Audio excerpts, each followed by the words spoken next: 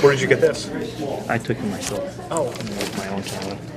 where is this? I couldn't find it. Yeah, you know where North, what is it?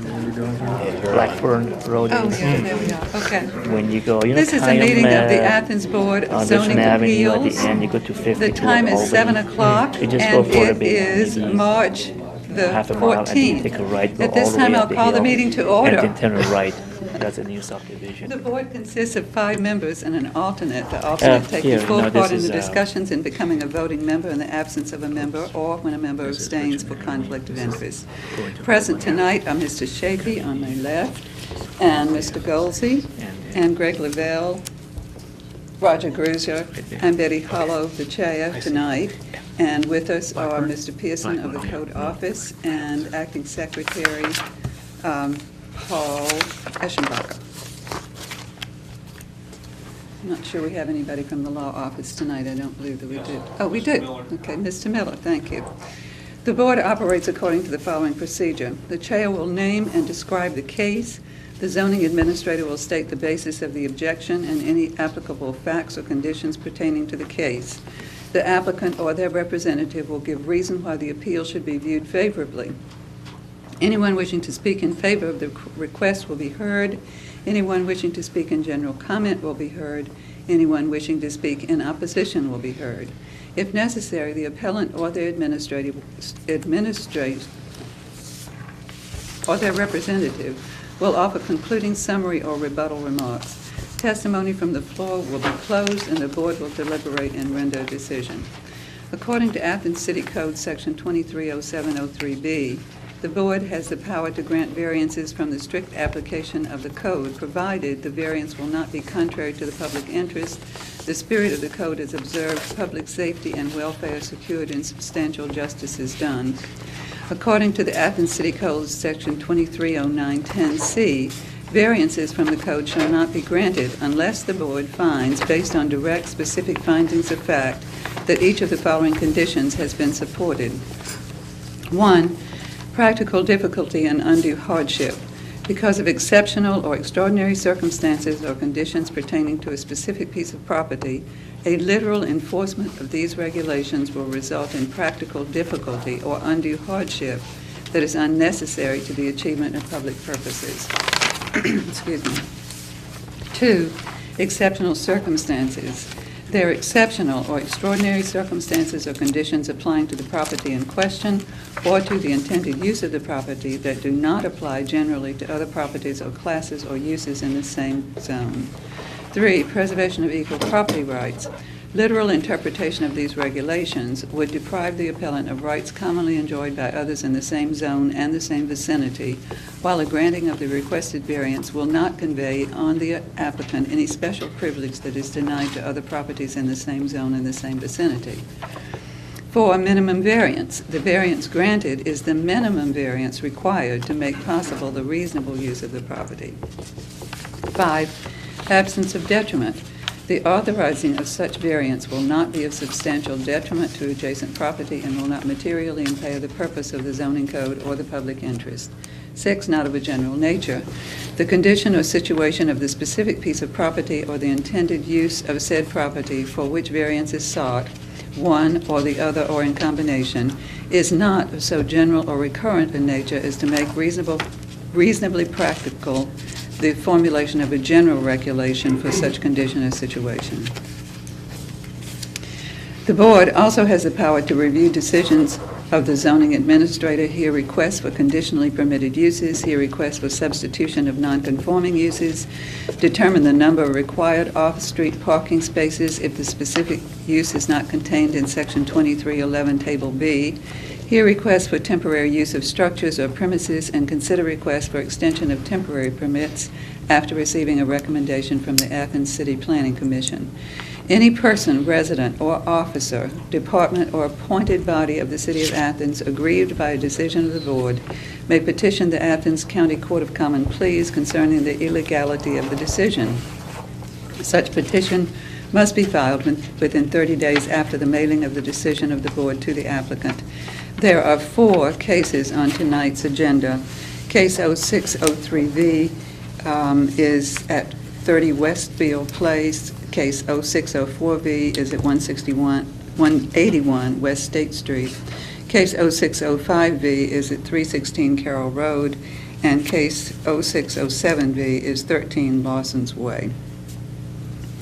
The board is required to take testimony under oath. Would anyone wishing to speak concerning any item on the agenda please stand and confirm that you do swear or affirm the testimony you will give to the board to be the truth, the whole truth, and nothing but the truth?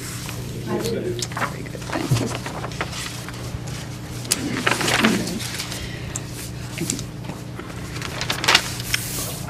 Thank you. I'll let him know this is not here, just in case. Yes, the first thing we need to deal with, and some of you are certainly concerned with this, is case 06V, which obviously I did not refer to, at 150 Grosvenor Street. The appellant, John Patakis, has withdrawn his case without prejudice, so we will not be hearing that case. If you came for that, you can happily go home. Our first case is 0603V at 30 Westfield Place. The appellant is Cecilia Hansen. And I think we'll ask Mr. Pearson if he will come up and speak about this case. Just for the record, my name is Steve Pearson. I'm the zoning administrator for the city of Athens, Ohio.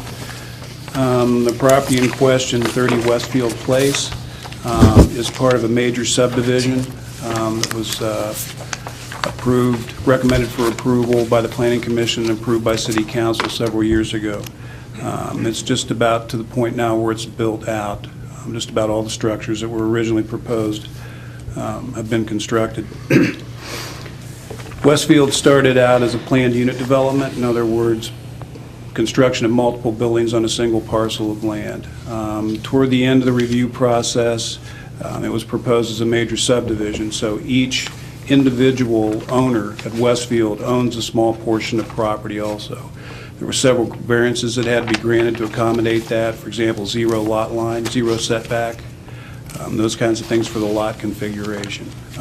But the whole project was reviewed and approved by the Planning Commission and City Council. There were some development issues there because of the nature of the soils. They were very slip prone. And the area that the developers wanted to concentrate on was less likely to have slip potential. Therefore, the right-of-way was narrowed. Variance was granted for that, and variances were granted to construct all the buildings closer than to the street. So if you wondered why, if you went out there and looked at it and wondered why everything seemed close to the street, is because those variances were granted by the City Council with the review of the subdivision. At the time the developers came in for review of the project, it was presented as a totally owner-occupied development. There was no intention for any of the places. I don't know if there was ever said that it wouldn't be rental. It was just said that it was intended to be owner-occupied.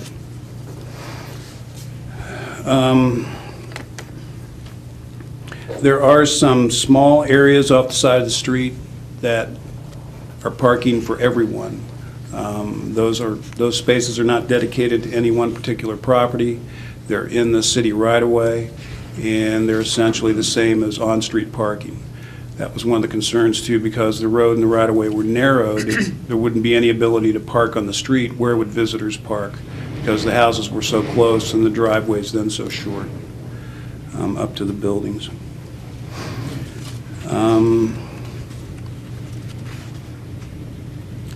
I'm not sure if there are any deed restrictions or subdivision covenants that cover this. That they have to stay owner-occupied and not be converted to rental. That situation, though, would not be something that the city would enforce. That would be something civil between, say, the homeowners association and a particular property owner. So I have no knowledge one way or the other if there are any deed restrictions or covenants associated. Well, Steve, this is like one of the cases that if we have the deed, it would be just clear. And if it says in there, you cannot, it has to be family occupied, then we don't even have to do this, have this hearing, or you can't issue the permit. I for do have a rental. copy of the deeds in the file. It does not have that in it, but I don't have a copy of the subdivision covenant, if one does in fact exist. So, the request is for a variance. You have to have a minimum of 2 parking spots, but this zone happens to be R3 multifamily residential. The parking requirements for not being able to stack cars is zone-driven and not use-driven. I know that comes up quite often. Just because it's a single-family use where stacking is permitted in an R1 zone or an R2 zone, stacking is not permitted in an R3 zone. So that's the difference. The stacking prohibition is zone-driven, not use-driven. In the Green Hills subdivision, just adjacent to this, as you drive in, the board has in the past, granted 2 variances for stack parking in that particular subdivision. It was zoned R3 at the time. Just recently, City Council, on petition of the property owners in that subdivision, rezoned that area to R1. So even though those variances were granted for stacking, they're not necessary now because the zoning change from R3 to R1 allows stacking in Green Hills subdivision now.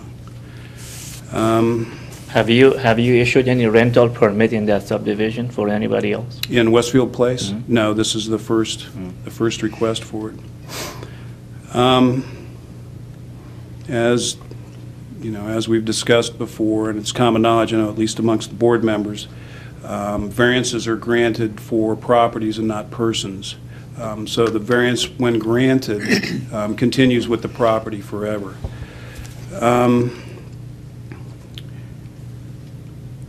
As I was sitting here thinking of another possible solution to this, and I just kind of throw this out for the board's consideration. Recently, a temporary use was granted to Mr. Coladas for his mother's home on West State Street. He didn't intend to rent the property for all that long. He wanted to sell it, and then the buyer, if they wanted to convert it to a rental, would have to cope with the parking situation. So the board looked at a temporary use request for Mr. Coladas. When, on the introduction to the meeting, temporary use is something the board can consider. Temporary uses can be granted for the board, by myself for up to 60 days, by the board for up to 1 year, with recommendation from the Planning Commission on review after that first year for the potential of up to 3 years. So I'd just kind of like to throw that out. I didn't advertise it that way.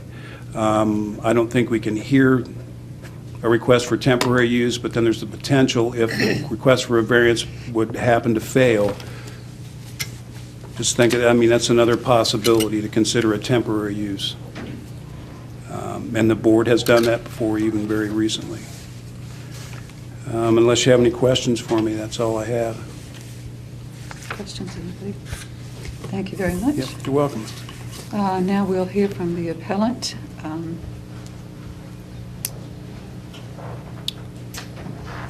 if you'll just state your name and address for the record, that would be good. My name is Cecilia Hansen, and the address is 30 Westfield Place. I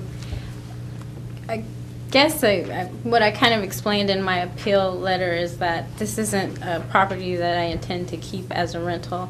I'm currently a med student and am completing my clerkship in Columbus, Ohio. And so, as a result, I also own this home, and I will be returning back to Athens after my clerkship is done, which is in a year and a half. And so, because I can't afford to pay for my house and also an apartment in Columbus, I went to some friends that were looking for a decent place to live, and so that's who's would like to, or is currently staying in my house right now.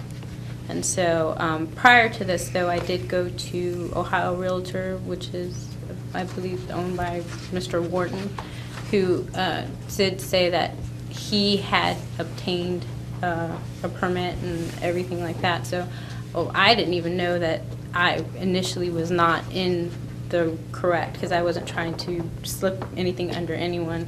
It wasn't until I was contacted by the zoning commission and informed that I didn't have a permit on file. But I do have I had a contract with Mr. Horton, and he had told me that he obtained all the papers.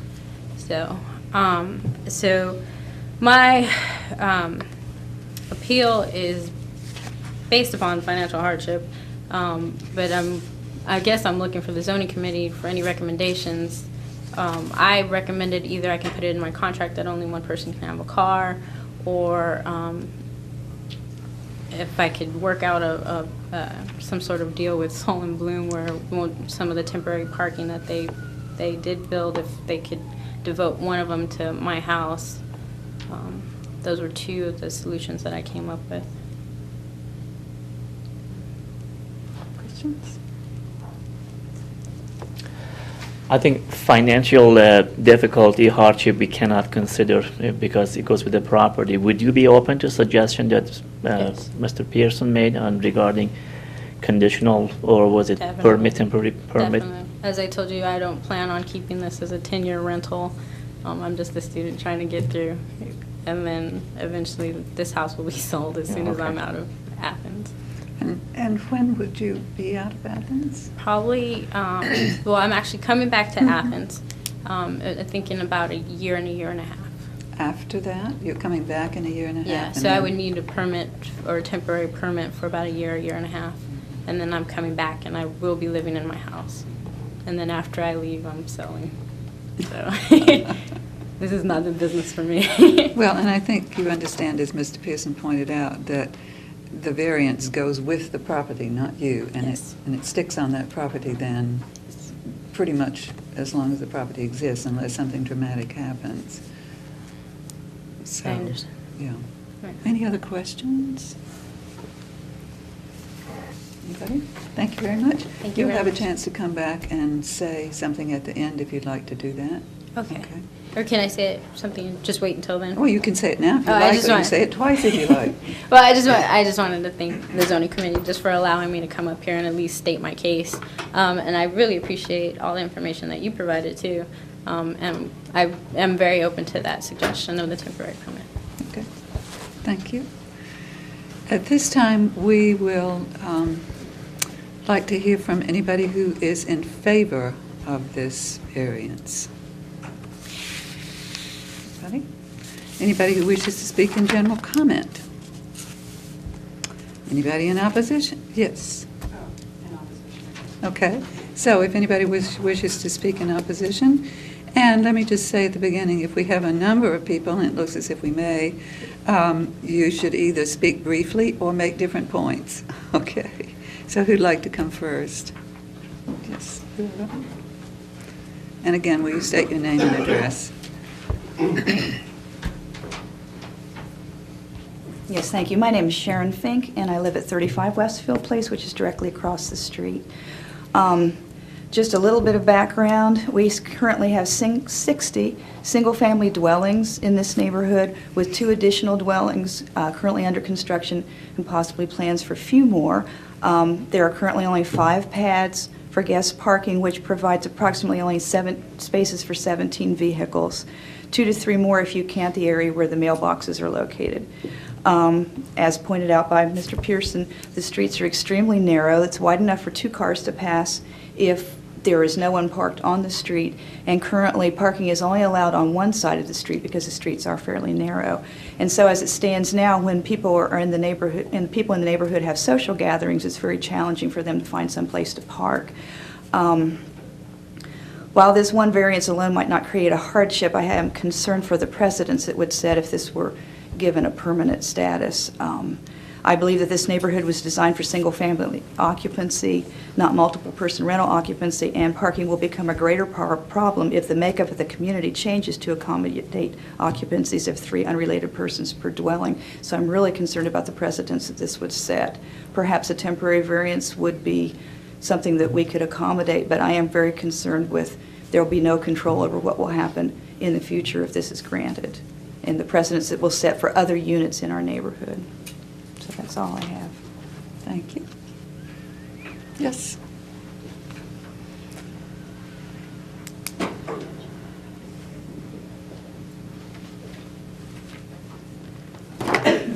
Good evening. My name is Anita James, and I live at 27 Westfield Place, and would like to point out a couple of things that are different points than what Sharon presented.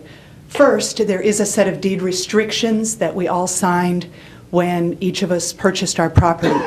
Item number 9 of the deed restriction says that each lot owner shall provide parking space for vehicles on his own property, and continues with no trucks, no commercial vehicles.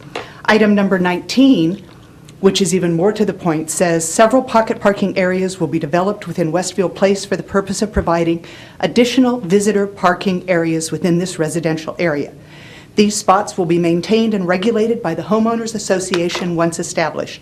Storage parking or use of these spots by specific lot owners for purposes other than short-term visitors is expressly disallowed. With respect to the 6 criteria under which the zoning board may make or may permit variances, let me respond to 4 of those that I believe are pertinent to this case tonight. First, there are no exceptional or extraordinary conditions applying. The conditions applying to 30 Westfield are the same conditions applying to all of the homeowners in the subdivision. Second, there are also no exceptional or extraordinary circumstances that do not apply to all of the property owners. Third criterion, a literal interpretation would not deprive the applicant of rights commonly enjoyed by others. However, if the variance is granted, it would give a right to her or to that property not enjoyed by any of the other property owners. And then finally, in response to criterion number 4, at this point that property has been able to make reasonable use of the property, so there has been no hardship, inconvenience, or other use of the property up to this point in time. And so I would argue, as did Sharon, that the setting of a precedent for this issuance of a variance, I think, has a serious portent for the remaining property owners in Westfield Place. Thank you. Anybody else? She needs to be sworn in. Oh, yes, everyone else was sworn in when they came in, and you were not. So let us see what you need to say. You need to say, you just need to say that you will tell us the truth and nothing else. I swear I will tell the truth. Thank you. Okay. My name is Chris Nisley, and I live on the south side, and am representing the South Side Community Association tonight. And so I have a statement that the Executive Committee has reviewed and approved and requests to be submitted. In Athens, it's very common for residents to spend 1 or 2 years out of town and rent their homes while they are gone. We support this practice and appreciate the possibility that a homeowner might need to rent to 2 unrelated persons. Since this situation might occur often, we do not think it should be addressed by the Board of Zoning Appeals as a variance to existing code, but rather by City Council in the form of new legislation. This situation should be time-limited, not open-ended as allowed by a variance. To grant this variance would create a precedent that could potentially cause harm to neighborhood properties. Therefore, we request that you deny the appeal and suggest City Council consider addressing the problem with legislation that allows short-term, time-limited, non-renewable permits for 2 unrelated renters. Thank you.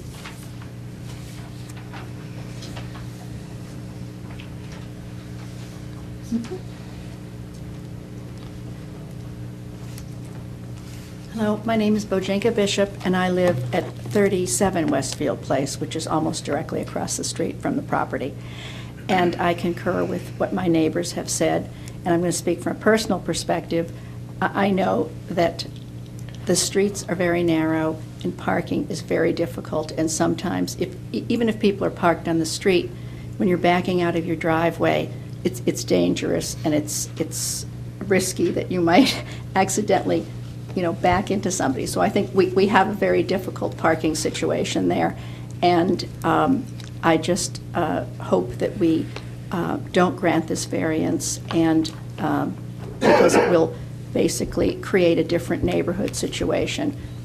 Almost all of us are owner occupants, or all of us, and I think that we want to make sure that we keep the neighborhood safe and we take care of the parking that we need to, and that each person takes care of the parking in their own driveways. Thank you.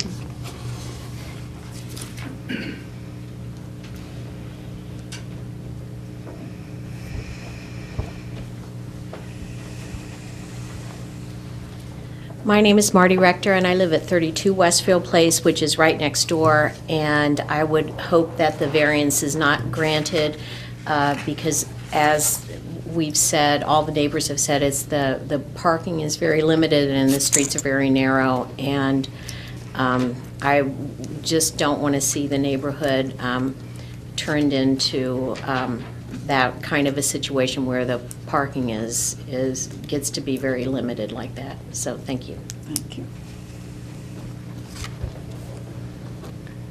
Anyone else? Okay. Yes, go ahead.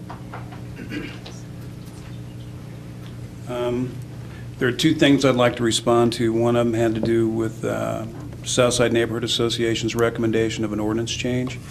The housing code, as it exists today, does have that provision, but that ability to have someone other than the owner live in a property is done without a permit for a maximum of 6 months. So there is a section in there that says it's not a rental, but someone can essentially house sit for you for 6 months. So maybe just tweaking that little section of the housing code is a potential to make that time period more than 6 months. And another thing I'd like to say too is if Ms. Hanson has someone house sitting for her right now, that's not a problem, that's not a violation of law. The housing code says that you can have someone living in a property, but you do so at your own risk, at your own peril, until you've been able to obtain a permit. And I think she's showing good faith if someone is living there to try to obtain the proper permits. And again, as I said, she could have somebody just come and house sit for up to 6 months, and a rental permit wouldn't even be necessary. But we're talking about a more extended period of time than that. So just those two things. Steve, if we consider that temporary permit maybe later on, would the stack parking be allowed then? In the case of Mr. Coladas on State Street, had the same thing. It was the car. It's in an R3 zone. The cars were stacked in the driveway. So there was just an understanding that yes, the parking would be stacked for this short period of time. I remember from that particular case, though, too, there was someone who came in and said that the backing out of single wide driveways in some of these congested areas was a problem. This is not a congested area. There's not a whole lot of traffic. It's a dead-end cul-de-sac, but there still are some challenges on the narrow street and with parking allowed on one side to get out of some of the driveways. So there wasn't a variance granted, to answer your question, with that temporary use, just an understanding that the parking was stacked. Thanks. Thank you. Yes? To define what stacked parking is.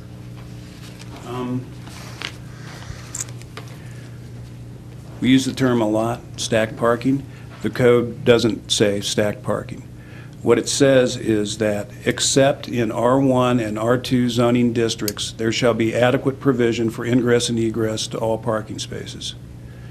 So that's the stacking code. So Adequate provision for ingress and egress has been determined to be the ability for each car to be able to move without moving one other car.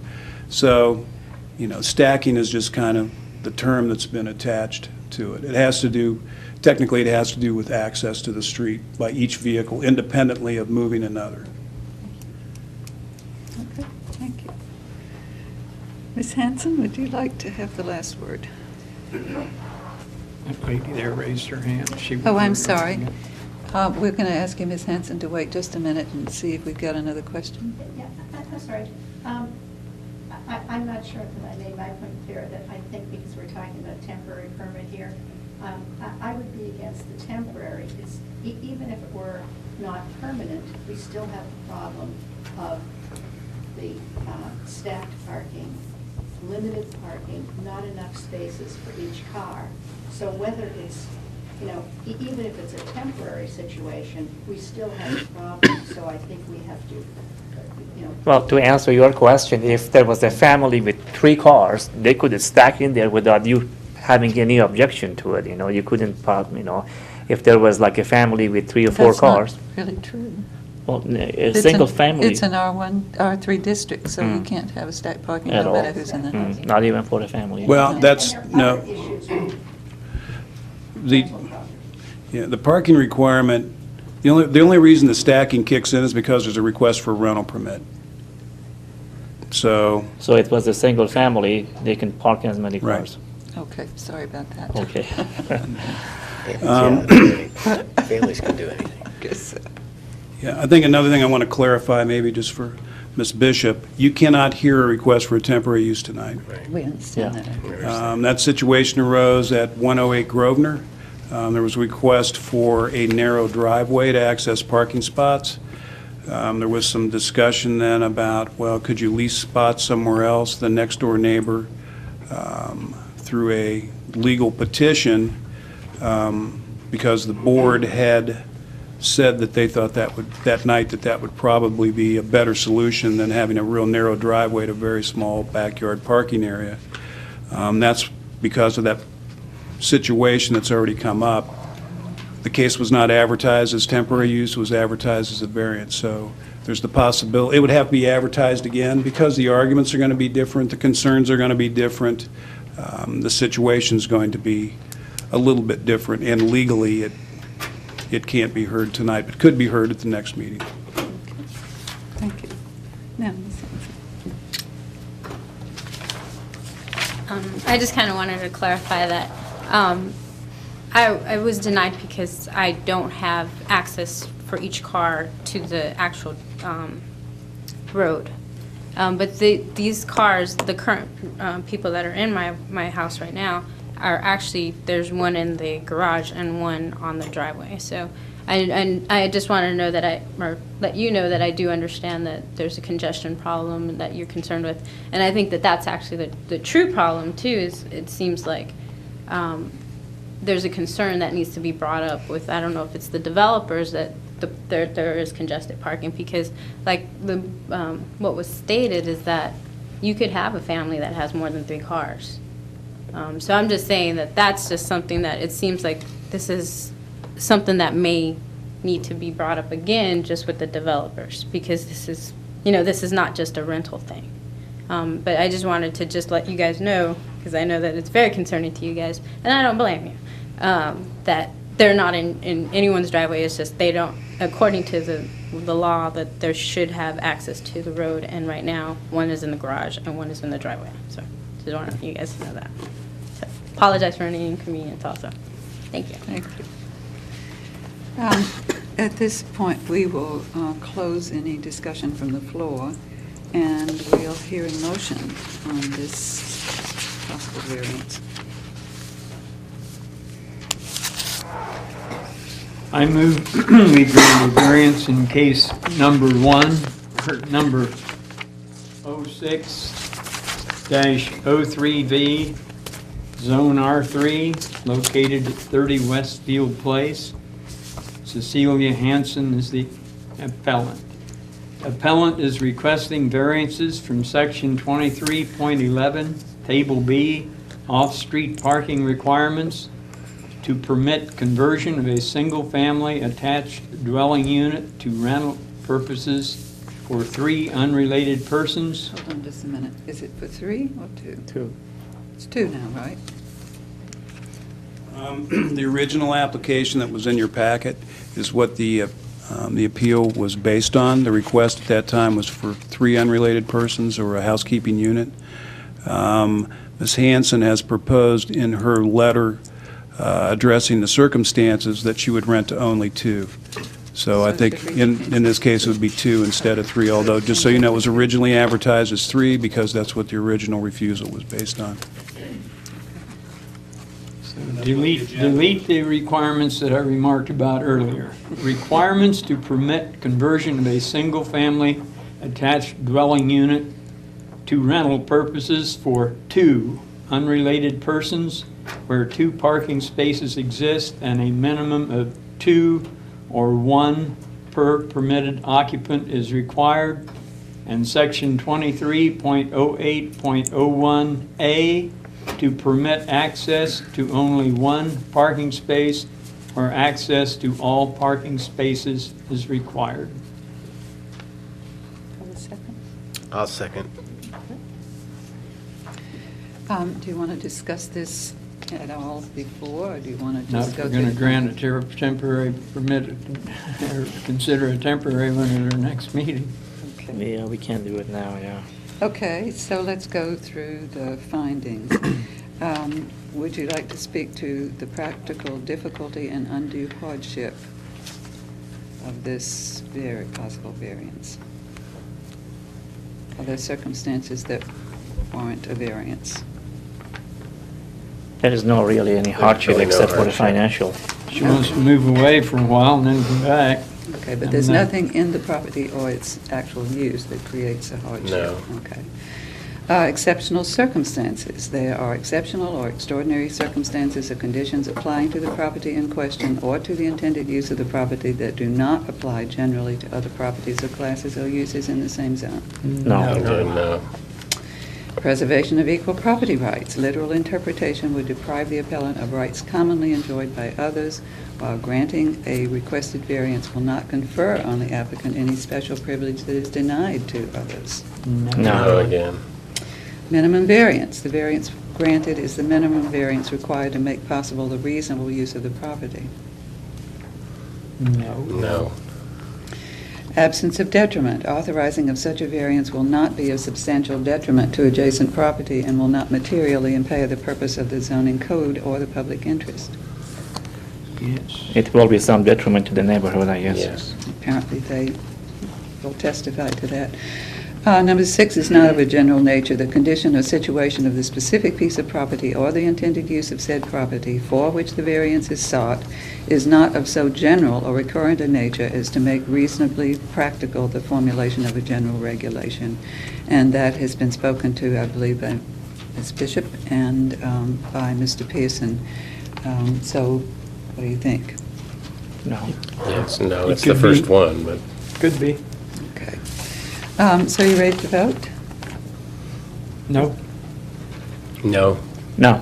No. No. So the variance has not been granted, and I think that you and Mr. Pearson may have some further discussion to do about what your next move will be. Okay? Thank you.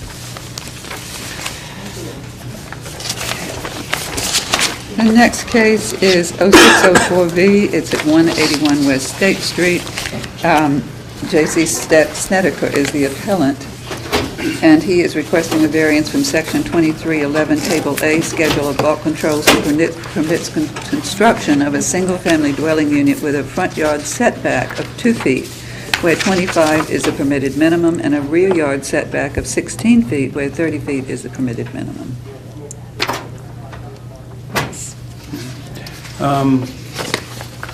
This same lot in question, the board heard a request at the last meeting, and it was denied. You have a new drawing that shows a new footprint of a house that's different than the one that was proposed at the last meeting.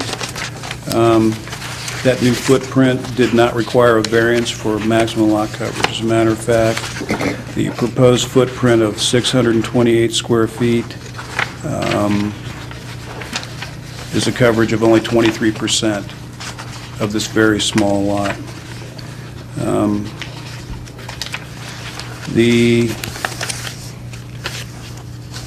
the new drawing that you have, what this came from was Mr. Snedeker, who is the son of the owner, went to Keith Andrews at the Metropolitan Housing Authority and got a set of plans for the exact same house that was built next door by the Housing Authority.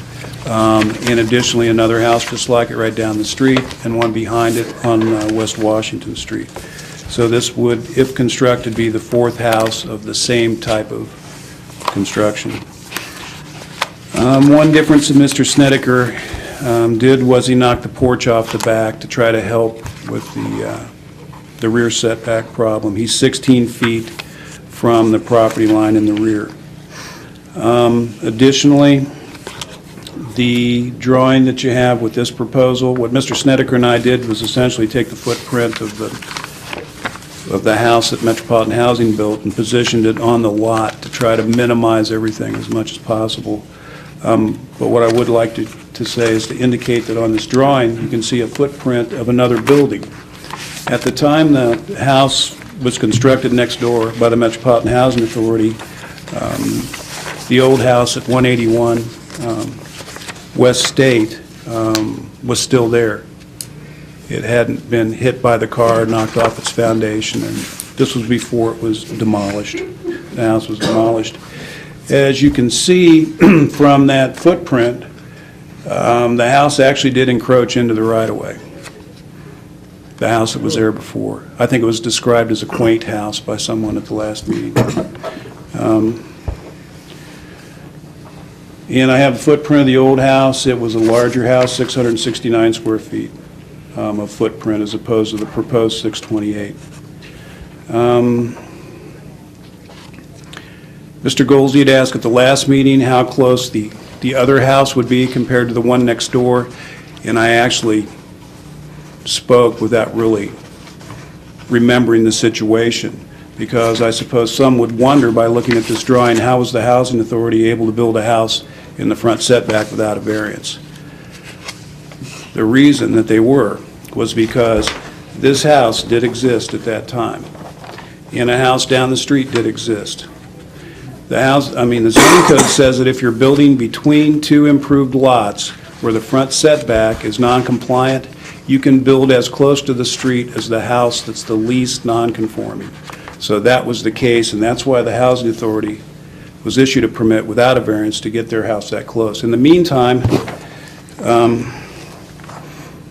the existence of the old Snedeker house actually helped the Housing Authority. In this case, there's no one up the hill. There's nobody to put Mr. Snedeker between. So to kind of answer, to really more clarify the question you'd asked Mr. Goldsey at the last meeting, and related to this proposed house, it will be exactly the same distance off the street, actually 2 feet further back than the house next door. There's a very, in the packet of information I gave you, there's a very large and unusual right-of-way on West State Street. I think it's 70 feet wide. So, there's probably only 28 feet of pavement because there's parking and two-way traffic. If you've gone up and down that hill, it's a little hard to pass with the parking too. So there's an unusually large amount of grassy area between the traveled surface of the road, the curb line, and the actual property line. So that's why there's this large area. If you're wondering, is it going to be real close to the street? No, it's not going to be real close to the street. As a matter of fact, if you look at the house that the Housing Authority built, I'm not sure what the scale is on this.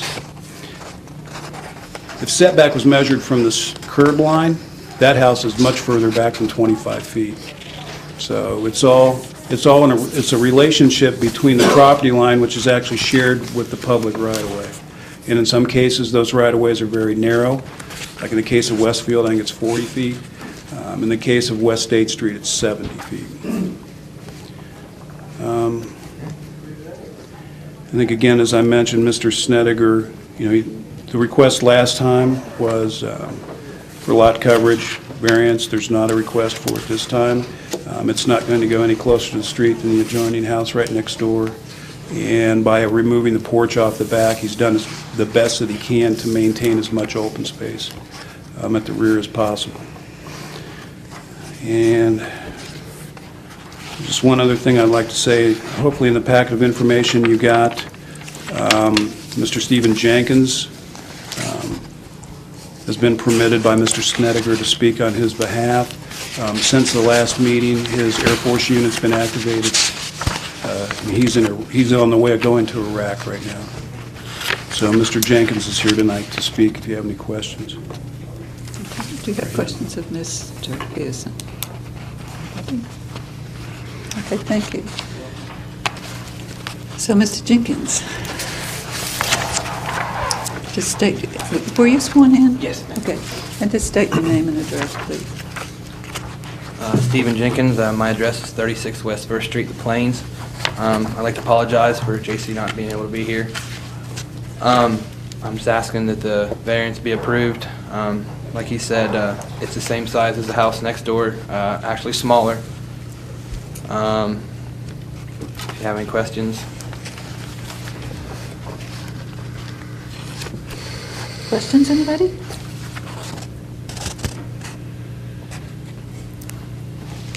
All right, thank you. Thank you. The previous one was Is anybody who 17, wishes to speak in favor of this variance? This one is narrower, Yeah, considerably.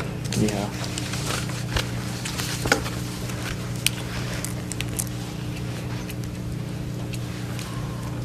Paul Wiles, Mary Street. In favor of this in general. I think this is a good use of the property. It's a smaller request than last time, obviously in both footprint as well as lot coverage. In fact, they dropped one variance out. I noticed also one bedroom has been dropped out of the mix as well. I worry about getting hit by another car, and I haven't heard anything about trying to widen West State Street at this time, but you never can tell since it is a traffic problem.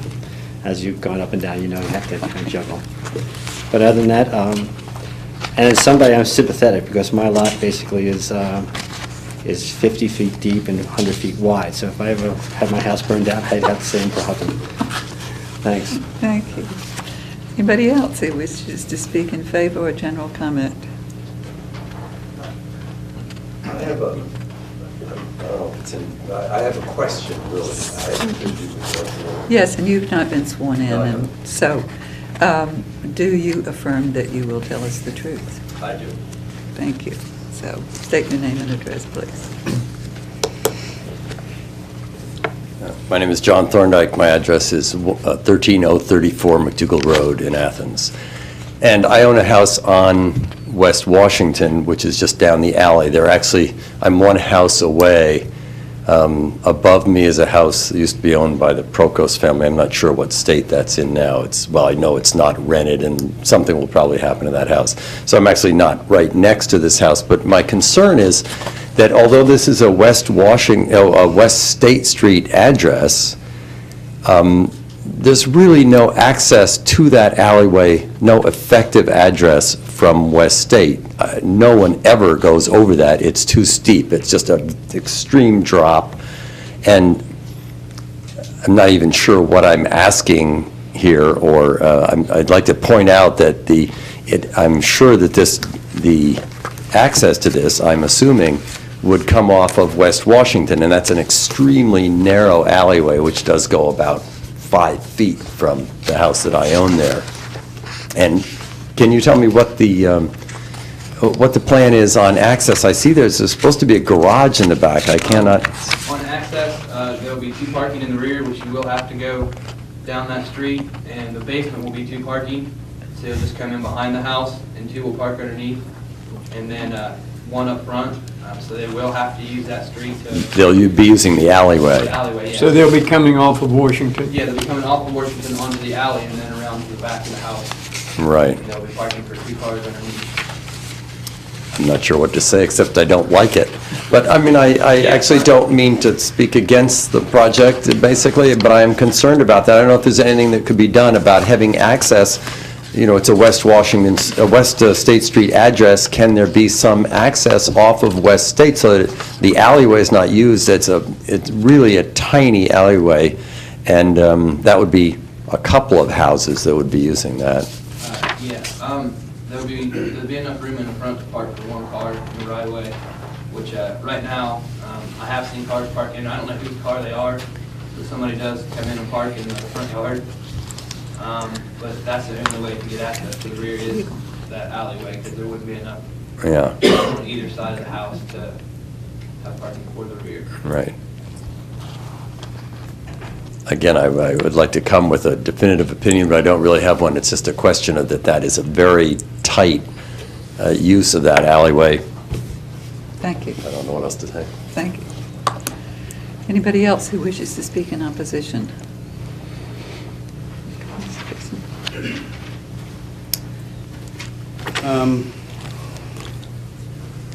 The issue of accessing property is under the exclusive jurisdiction of the Service Safety Director. There are opening permits / curb cuts reviewed and approved by the administration all the time. As a matter of fact, right down the street, the two housing authority houses that are back to back are situated exactly on the same type of narrow 10-foot wide alley. Both those properties park behind the structure. They don't have their own driveways. So they use the next alley down to access parking in the rear. I talked to Mr. Snedeker about how he'd like to get to the parking. I mean, it would be kind of nice if he had an option to come in further down the street, have a driveway that came in off State, came all the way around and went out to the alley. But again, until that's reviewed, an application is received for that, the Service Safety Director he's the one that acts on those. The house right next door, it's hard to get in and out of that driveway, but, you know, the city recently went through a pretty long, lengthy, and very costly, in the end, situation related to access to properties at the Dairy Queen site. And even though they even had multiple access points, the city was not permitted to keep them from using even a third or a fourth access point. So just so you know, administratively, we always look at the entire condition. We try to make decisions that are the safest, have the public interest in mind, but also permit private property owners to exercise their right to use the property in a reasonable manner. So that's hopefully a little question to the access. Parking is allowed on East State Street there in that area, isn't it? On East State, on West State. On West, I'm sorry. There are, trying to remember as you're climbing the hill. As I'm climbing the hill, probably just at where Arts West property ends, there's no parking up at that end, and then parking is permitted down quite a lengthy bit of that street. And I believe there is parking permitted on the high side or the north side of the street, right there. And again, the house next door, it would have been nice if there was a different way to access that property than to have a driveway that came right out there with parking, fairly narrow street, fairly steep, quite a bit of traffic. But in that particular case, there was no other option. In the case, as I mentioned, right down the street, same type houses, same alley situation, no additional driveway was permitted to access either Washington or State. The access was in off the alley. So if we follow that example, more than likely, if Mr. Snedeker asked for a driveway onto West State Street, he'd be denied because he had a reasonable access in a safer place off the alley. Now, as I mentioned at the last meeting, the condition of that alley is something that the street department has to look at. Do they have dollars to maintain or upgrade or improve existing streets? That's always, you know, Would that we have could to be spend improved before it could be utilized? It's in an improved condition right now. It's in the public inventory of streets. It's just like any other street that might be So it bumpy. can be utilized at this point in time? Right. It's an area dedicated to public use and improved to, you know, not the greatest standard, but not much more than a step above mud, but It'd be acceptable. it is a permitted public access point to the property. And could I just clarify, how many parking spaces are we talking about on this property? Depending on how long the driveway is, for example, if you had that loop driveway, you could probably park 6 cars. That would include 2 underneath in the basement area. Right. That's one difference. The previous one that you heard had a garage that came in right off the alley. Mm-hmm. In this case, Mr. Snedeker, moving the house further to the street, had the opportunity to put the driveway and the parking in off the rear, rather than have it come right straight off off that side alley. So there's going to be parking in the rear and underneath, is that correct? Right. Okay. And just again, to kind of reiterate what I said in the first case, parking, the configuration of parking is zone-driven and not use-driven. Now, this is the same type of use, but in R1 and R2 zones, you can have just a long driveway and every car, the first car traps the other two in, or the other 3 or 4, or however long your driveway is. So Mr. Snedeker was hoping, that this would, the building is the only thing that's considered in the setback, not pavement or parking or anything like that. The only thing that the code says is that you can't establish an area for parking within 12 feet of a residential structure on an adjoining lot. So this will be much further away than that 10-foot minimum that's required. I have a question. If we grant this variance, will that limit whoever utilizes it to constructing a house that's the same dimensions as what we're being presented with? We can put that into our... I'm just wondering if this... Someone could take this and build an even smaller house with less encroachment. Exactly. But not larger. But no, not larger. And not you larger can't at move all. it around. The minimum setback No, would be... we advertise for certain setbacks. It has to be in that footprint of that building or smaller than that. In times past, a lot of times when the board had concerns about such things as that, I've noticed that historically they used to say, and in substantial compliance with the plans as presented, or in substantial conformance with the plans as submitted. So you could tag that statement on or amend your motion to say, in substantial conformance with the plans as submitted, if you had some doubts about, could it move around, would it move around? Thank you. Let's see if Mr. Jenkins wants to say anything else. Okay, then we'll close the floor and have some discussion. Do you want to make comments before we hear the findings? I guess that means no. Okay. Practical difficulty and undue hardship. We haven't made a motion yet. Oh, I'm sorry. Go right ahead and make a motion, please, and add that statement to it. You want to make the motion with the amendment that mentioned, Roger? What, you want me to? Yeah, since you suggested the amendment. Okay, I move that we grant a variance in case number 0604V 18 West State Street, Zone R1. 181, I'm sorry. West State Street, Zone R1, J.C. Snedeker, appellant. Appellant is requesting a variance from Section 2311, Table A, Schedule of Bulk Controls, to permit construction of a single-family dwelling unit with a front yard setback of 2 foot, where 25 feet is the permitted minimum, and a rear yard setback of 16 feet, where 30 feet is the permitted minimum.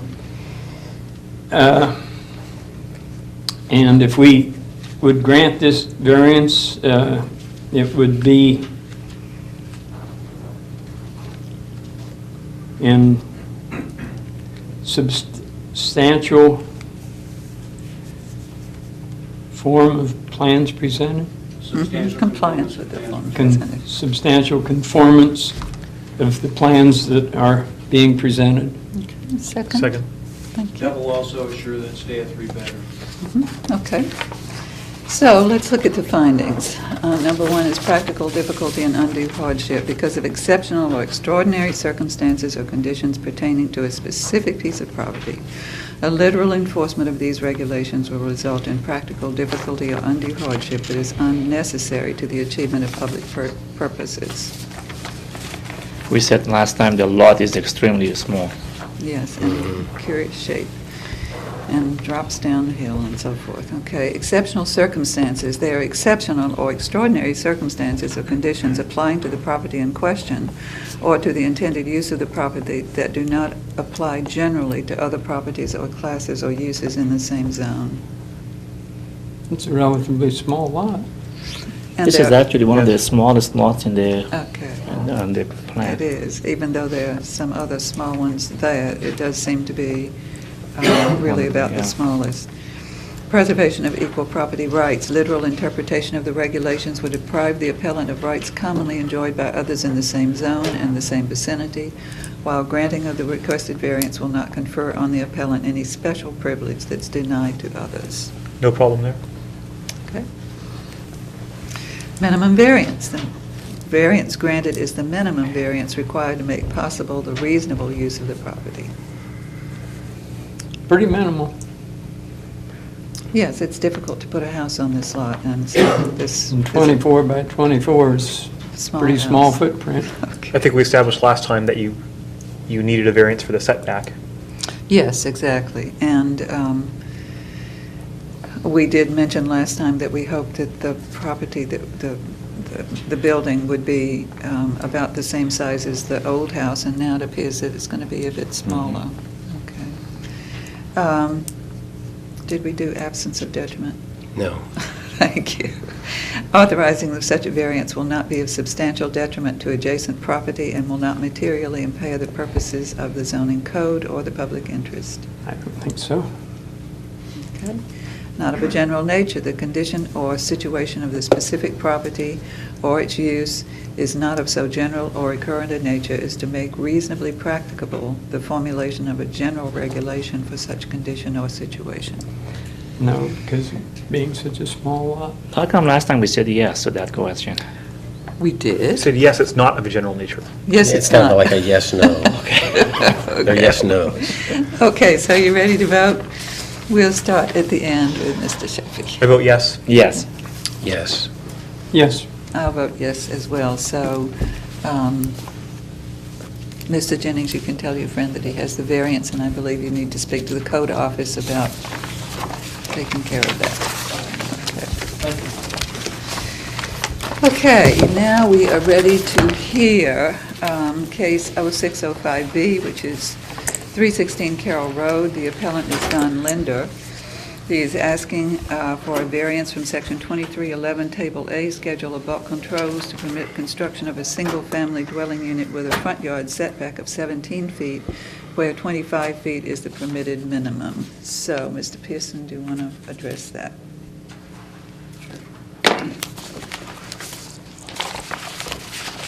There's quite an extensive packet of information and quite a bit of governmental documentation related to this particular area.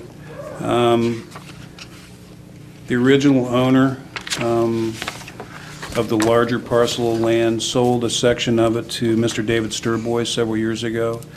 He had to subdivide it, have it annexed into the city. There's a lot of documentation related to that in the packet. And the property drops off very steeply when you go back not too great a distance off the paved surface of the road. There's documentation that when the Planning Commission looked at that, they essentially said they didn't have any problem with the zoning board granting any variances if requested for setback. And actually, in case number 9917V, 312 Carroll Road, David Sturboy's appellant, the board did grant a variance for construction of a single-family dwelling with a front setback of no less than 18 feet.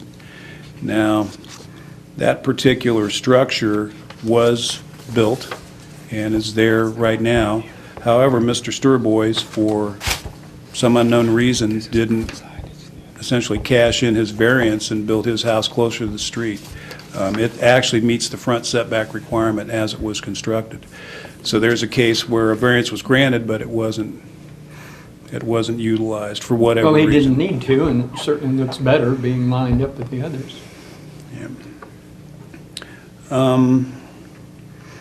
There's currently construction of another single-family residence fairly close by right now.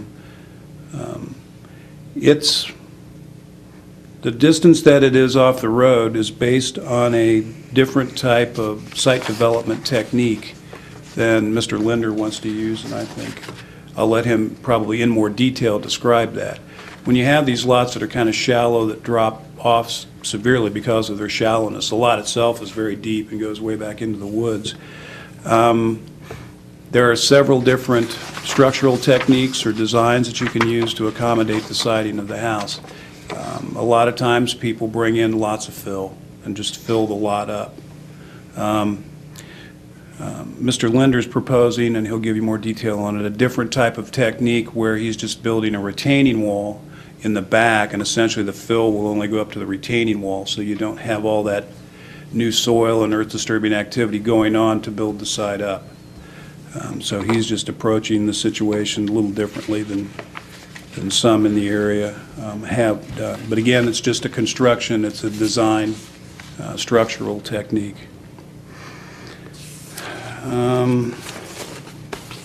Have you issued any kind of a permit already because it looks like the wall is back there, has been already built? No permit has been issued for any type of construction. So what is that although- wall back there then? Right. There's some people activities going on. I've stated this a couple of times at recent tree commission meetings, and I have at the board too, that whenever, and I won't name the particular person or particular building, but someone came to the board several years ago asking for a parking variance. And their building was actually under construction. The plans approved by the State of Ohio Department of Construction Compliance, who has building permit jurisdiction. The city is a zoning department. We have a zoning department, not a building department. We issue zoning certificates, not building permits. I requested the law director's office to prosecute this individual for starting construction without a zoning permit. And there was consideration for the parking, 2 or 3 different appearances before the board. When I finally got to municipal court, the municipal court judge was convinced by this person's attorney that zoning had to do with use and didn't have to do with building. The proper building permits had been obtained, and therefore there was no violation of a building code.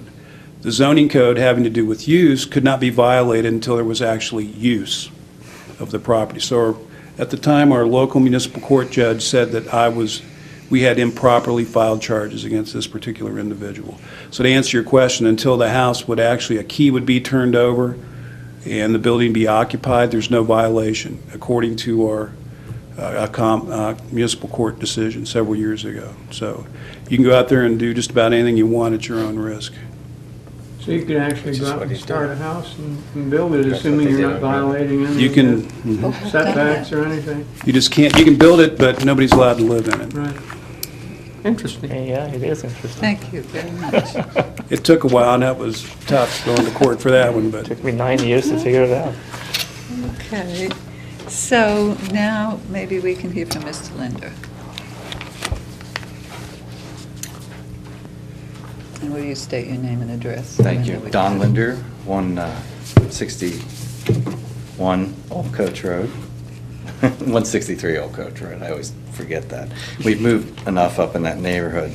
I'd like to maybe just make a quick comment that we're actually not building a house up there now, we're building a retaining wall.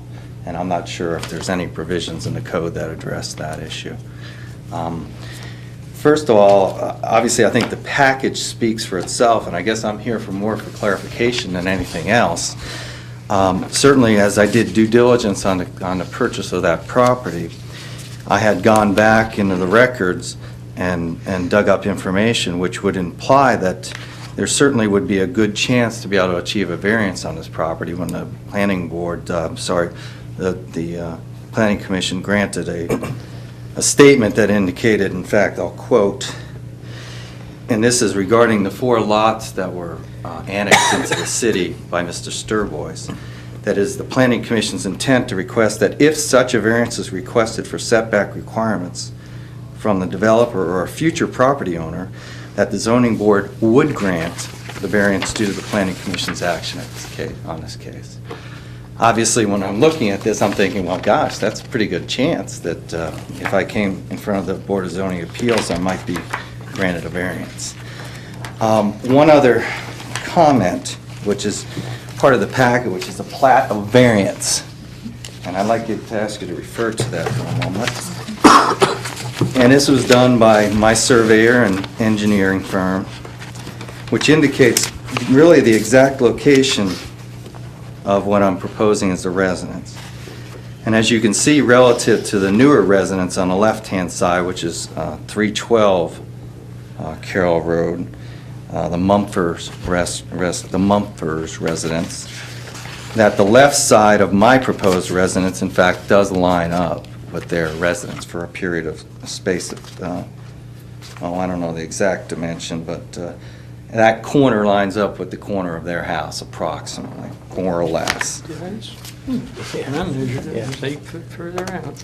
And that the center section of the house bumps See, this forward is the approximately. setback. This is when he got permission to set it up and didn't. Right. So it's actually a foot further back. But you can actually see that their house sits back further than the setback requirement, which is the dotted line. Yeah. And so my Almost 8 left-hand feet beyond.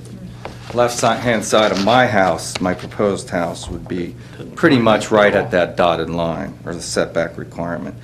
And then in the middle section of the proposed residence is where there's a bump out of Probably approximately there, aren't 4 you? feet. So the center section of the house bumps out that amount, and then the garage section is really where I'm Lining up asking for all the 6 and full 8 foot 8-foot and everything else. amount. And that sits so far from the older residence to the right-hand side, approximately 70 feet, that in fact, it's my opinion, this really has little to no impact, because there's enough green space and terrain change there that, albeit, yes, it will stick forward of that, it's going to have little to no impact on the neighbors, period, in my opinion, based on the requirements of your decisions here. And obviously, we had some discussion with both the older resident neighbor, and that was Derek Mason. And his concern is whether we were going to be able to build a house of equal value to the others in the neighborhood. He was afraid that, oh gosh, we might put a double wide in it or something else. And I assured him that our residence was going to be of equal value to the neighborhood, and in fact enhance that lot in that area with value. And then the same with the Mumfors to the left of the house. They had similar concerns of both value and where was the house going to sit. And I spoke to Mr. and Mrs. Mumford 2 days ago, and I said that if you did have concerns, certainly you're welcome to address those here tonight. And I don't see her here tonight, so I would imagine that if she has objections, she's certainly not airing that. Certainly the circumstances from the standpoint of construction, and the reason why I'm building a retaining wall there is because I think I'm following good construction techniques to both put a retaining wall in to resist any possible movement of the soil, and also create a backyard, albeit small, for the residents that we're proposing to build. Also, it's pretty much common knowledge in the building industry that you prefer not to build on fill. I mean, that's just the preference. And Has there been any fill back there at all? It looked yes, like, okay. there was. In fact, Mr. Sturbois, back in 1999, I believe, when they built the house next door, wasted some of the soil on my site. Okay. So there is a little bit of fill there. We did some test holes and found out where it was, how much it was, and of course, that It played a appears to role. be quite a bit, but I don't know. Right, it's probably 100 tons, Yeah. at least. So we're trying to really stay to where the rear of the foundation of the house does not go over the steep part of the hill. Again, in my opinion, a good construction practice. And then relating to a letter that Mr. Bob Mulligan reviewed the soil types in those 4 lot areas. Of course, he was specific to, I think it was lot or house 312, it might have been 306 actually. But really the soils of similar type, and he made a comment in his letter, which I think goes across all lines of a good construction practices. I would also discourage any unnecessary excavation on steeper slopes. And from a soil scientist or soil engineering perspective, you don't want to put a building on a steep slope if you can avoid it. So again, I'm trying to follow good construction practices to avoid that. Just one general comment, as probably a few of you know, I've been an independent building inspector in the city of Athens for 25 years, inspected over 4,000 homes, and I have probably inspected hundreds of homes that have been built on fill About 30 and in foot proper deep. situations, and they have reoccurring foundation problems. And as a, dedicated builder to this region, I don't really want to participate in building houses in substandard sort of conditions. And I guess the rest kind of speaks for itself, and if you have any questions of me, I'd be glad to answer them.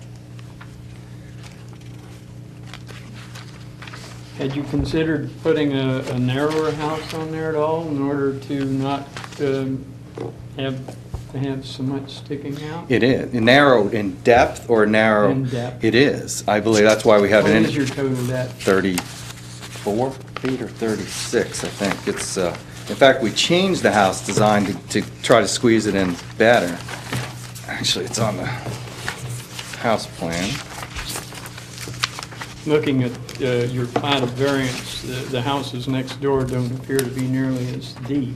They are. Is that an illusion? Was this or- drawing to scale? Yeah, that is the scale, but that's just really showing the front part of the. I got some pictures if you want to look at of the neighbors' houses.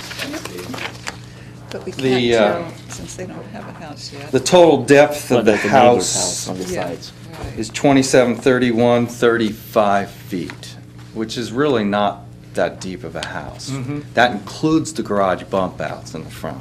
Thank you, Steve.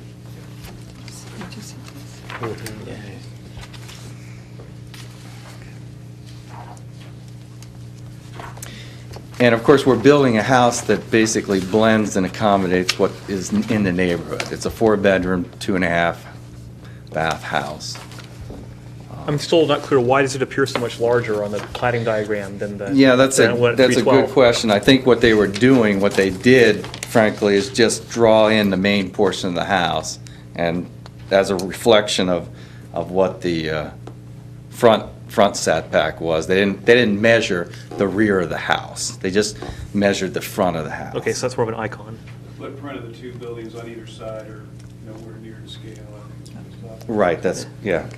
But I think what they're doing is just reflecting the front of the house. Right. And that's a good point, and I asked the same question of myself. So this scale, it shows that.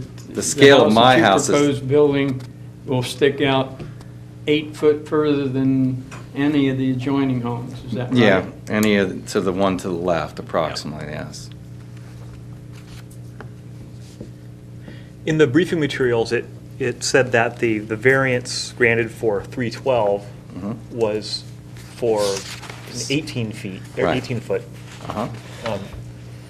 setback, and yours is a 17 foot.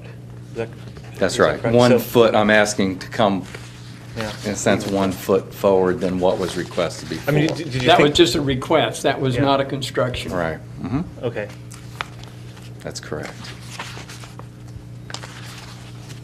So. Is that confused? Are you Well, I guess confused? what I'm wondering is, would it have been, I mean, did you think about lining it up with the old request first? Right. And then, and what were the problems associated with that Well, the idea? steepness of the hill, I would be 8 feet over the edge of the hill, which drops off 20 feet in that 8 feet. So in 8 feet over the hill, if I went over back 8 more feet, it would be, well, I wouldn't say quite 20 feet, but significant, to be able to get down to where I can actually put a footer in. Where my retaining wall is now is what, in my belief, is the stable soil, which is approximately 20 feet, from 20 feet to the footer to the top of the hill distance. And it'd just be infeasible to have a 20-foot or so foundation wall on a residential house. Now, how far is going to be the back of the house to the retaining wall? Probably about 20 feet, So why can't you move it backward, closer to the retaining wall? because that's where it drops off so steep. It's just The an retaining- unstable. Well, the retaining wall- Retaining wall on substantial soil? You're saying you That's set right. well, Right, Well, that's then correct. everything in front of that retaining wall apparently is But the height substantial difference soil. is so great, it's 20 feet, so I would have a 20-foot tall basement. Mm-hmm, there's several of them now. I don't know of any One up up in there. Oakmont that Tony Farron put in. It doesn't have a On the 20-foot right. basement. It's It should, just yeah. an 8-foot basement. So I was under the impression that the back of the house would be just close to that retaining wall and might, seems to be doable. Well, it's going to maybe. be probably within 20 feet. Certainly, we want to be able to have a backyard for somebody or be able You to have a have deck. so much backyard in there, you can go down, take a steps and use the backyard. Yeah. Other questions or comments from the board at this point? Okay, thank you. You'll have a Okay. chance to come back up. Sure. Anybody who wishes to speak in favor of this variance? Anybody in general comment? Anybody in opposition? General comment? I'm Okay. totally neutral. Okay. I promise I'll always be neutral from here on out. I was up at the site today to look at the situation and did have the discussion with Mr. Linder, even though we didn't have this particular drawing and I didn't remember it, what this illustrates. The area right here next to the residence next door, that corner basically lines up with that house next door. The trouble with the zoning code is it talks about any member of a structure that's encroaching. So it's not the whole front of the building that's encroaching, just a very small portion of the living area actually is. An attached garage falls under the same setback requirements as a principal structure. If the garage is attached, you look at the whole thing. A garage, if it's split off separately, can actually be pushed as close as 5 feet. You can't go in the front setback, but you can go as close as 5 feet to a property, an adjacent property on the side or on a rear property line. The distance and just kind of acts to talk about it again. It's kind of like a little ravine that drops off in between. It's quite a distance from this side of the house to the house next door. And again, it's just the garage portion that's sticking way out there. Just a small portion of the living area is indicated by this drawing is actually in the setback. But again, the code doesn't differentiate between, if part of the structure steps out and the other part steps way back, but I just did want to point that out.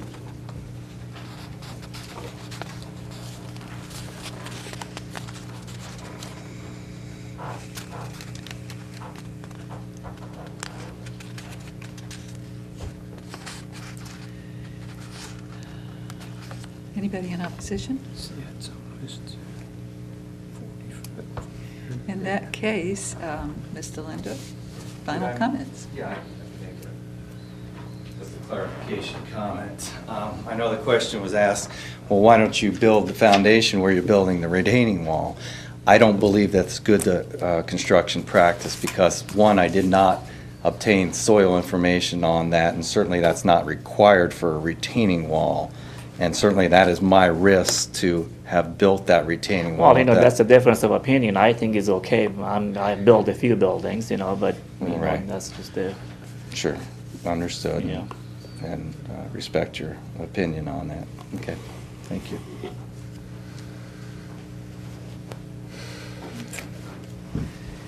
In that case, we'll close the discussion from the floor and see what you all have to say before we approach the findings. Comments?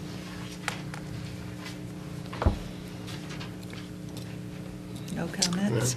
It's too bad that it couldn't be modified to some extent so it wouldn't stick out 8 foot further than any of the other houses there. It is an extremely deep floor plan. Well, that'll show up, I think, in our findings. Mr.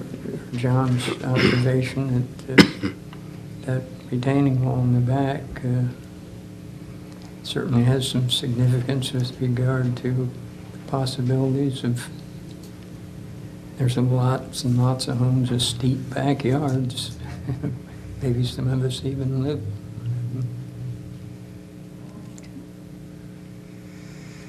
Well, let's address the findings. One, practical. We make a motion, maybe? Oh, Okay, I'll I'm sorry, I keep forgetting the motions. I move to grant a variance to the property on 316 Carroll Road from Section 2311, Table A, a schedule of bulk controls to permit construction of a single-family dwelling unit with a front yard setback of 17 feet where 25 feet is the permitted minimum.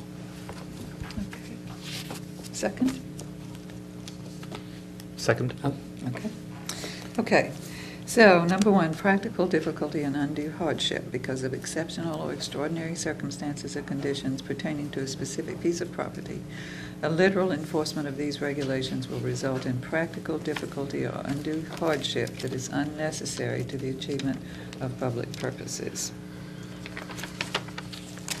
Well, you could argue that the smaller building probably could be utilized, you know. Trying to put a There'll be an minimum size variance. 10 foot and a size 8 shoe. Yeah. And I think a lot of lots have been filled there that I saw. Yeah. Had backyards filled, so I don't think it's that big a hardship to fill it. Okay. Exceptional circumstances, there are exceptional or extraordinary circumstances or conditions applying to the property in question or to the intended use of the property that do not apply generally to other properties or classes or uses in the same zone. Yeah, most of those properties have that same kind of backyard. There, you see that one down there in Oakmont, down there in that circle when it's So, out there? It's It's pretty much really the same. over there. There are a lot of steep slopes in that neighborhood. Yeah, in fact, the next door house has the same problem, steep going They down. put a retaining wall Yeah. back there, stone retaining wall. Preservation of equal property rights, literal interpretation would deprive the appellant of rights commonly enjoyed by others in the same zone and the same vicinity, while a granting of the requested variance will not confer on the applicant any special privilege that is denied to other properties in the same zone.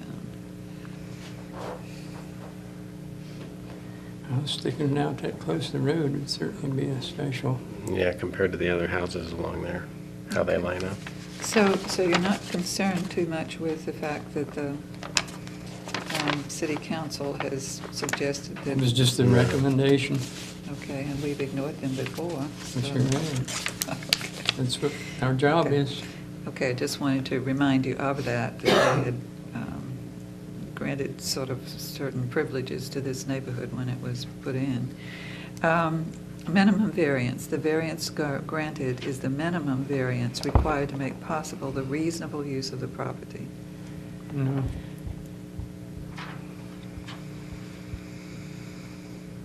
So what are you saying? Well, the property could be developed or utilized without any variance, so this is not minimal. Okay. Absence of detriment. The authorizing of such variance will not be of substantial detriment to adjacent property and will not materially impair the purpose of the zoning code or the public interest. Purpose of the zoning code in some degree was to line homes up and not have them. That is true, but in this case, some previous consideration, it was already given to this whole area when they made... That was an assumption on their part. Okay, all right. And you are suggesting that it would be detrimental to adjacent properties to have something sticking out in front of them, is that your... Well, it must be. I mean, it's a code everywhere all over the Okay, town. Okay. Not of a general nature, the condition or situation of the specific piece of property or the intended use for which the variance is sought is not of so general or recurrent a nature as to make reasonably practical the formulation of a general regulation for such condition or situation.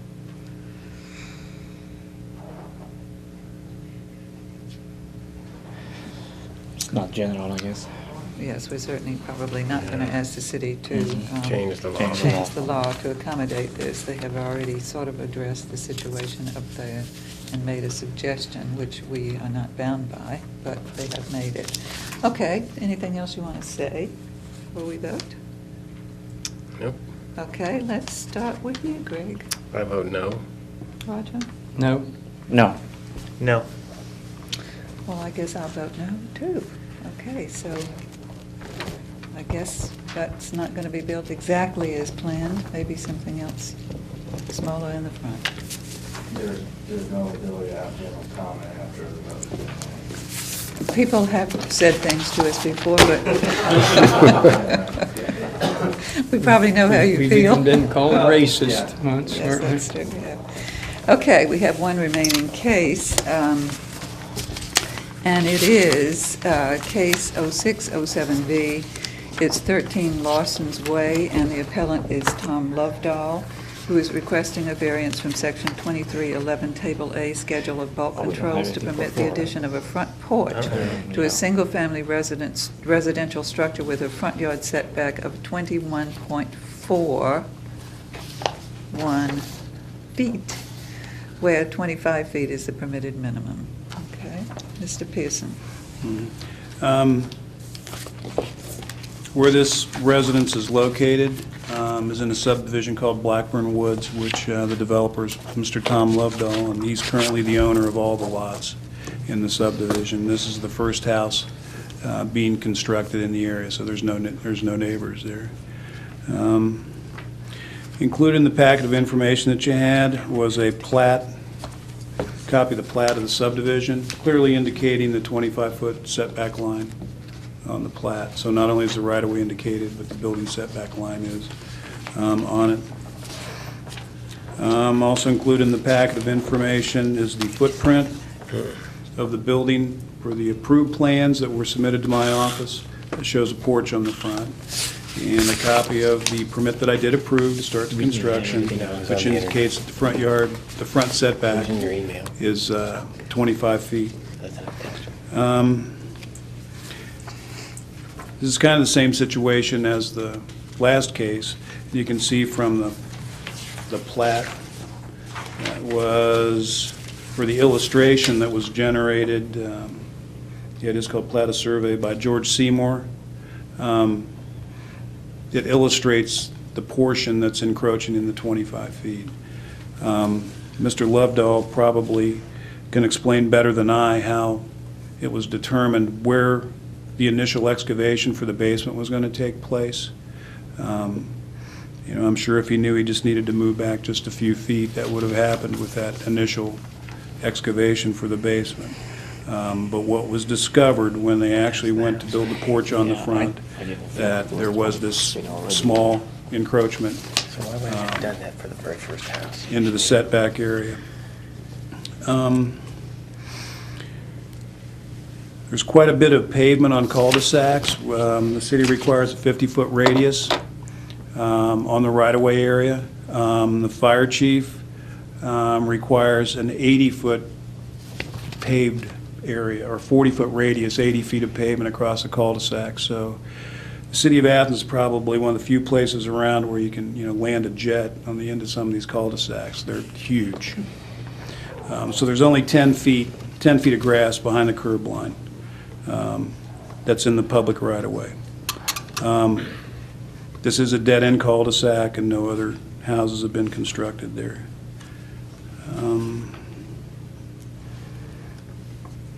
Besides that, unless you have some questions. Questions? Okay, thank you very much.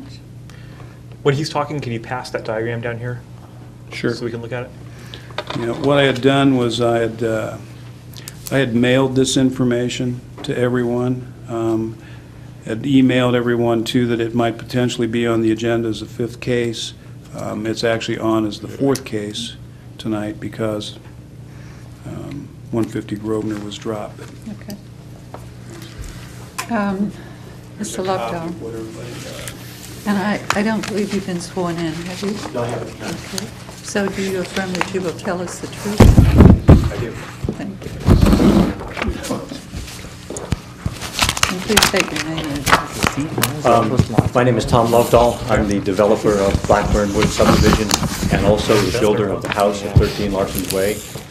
And I guess in many ways I find myself astounded to be here tonight, having gone through several years of review to get the subdivision approved, constructed without a variance, and then have to ask for a variance for a simple porch on the house.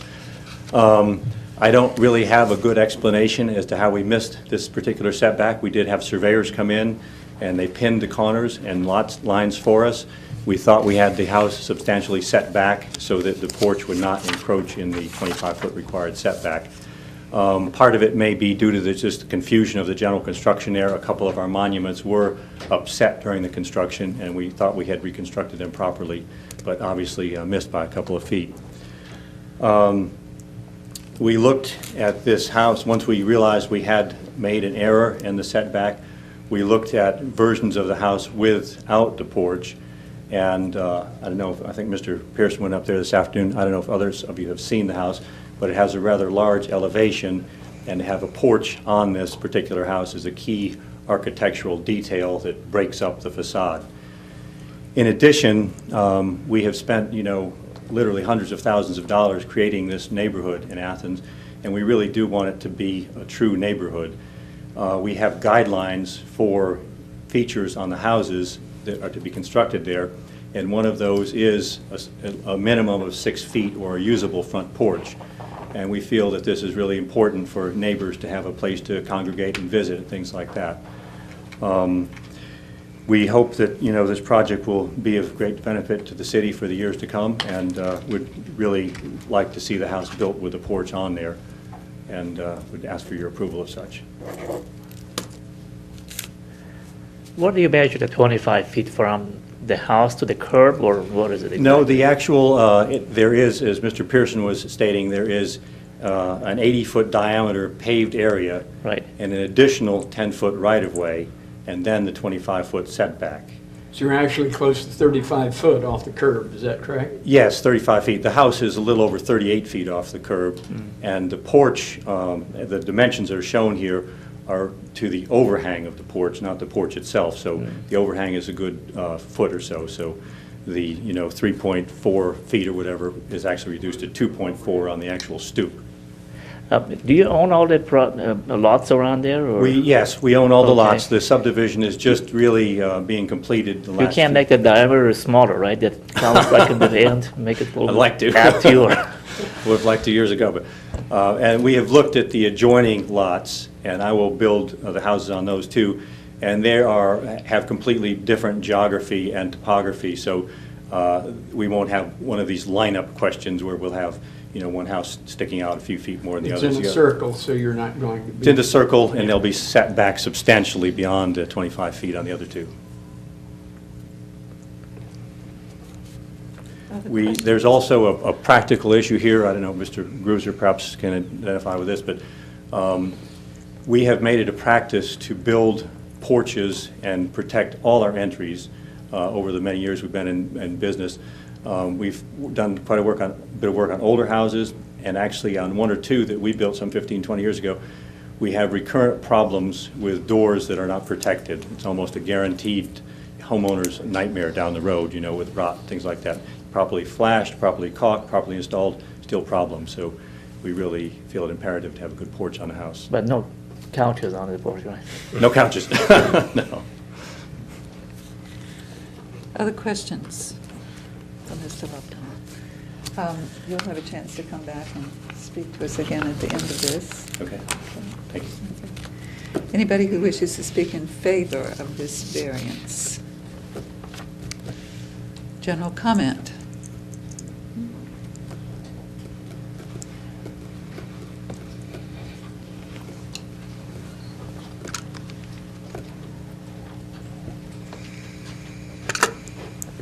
Paul Weil, 3 Mary Street, just Paul Weil, 3 Mary Street.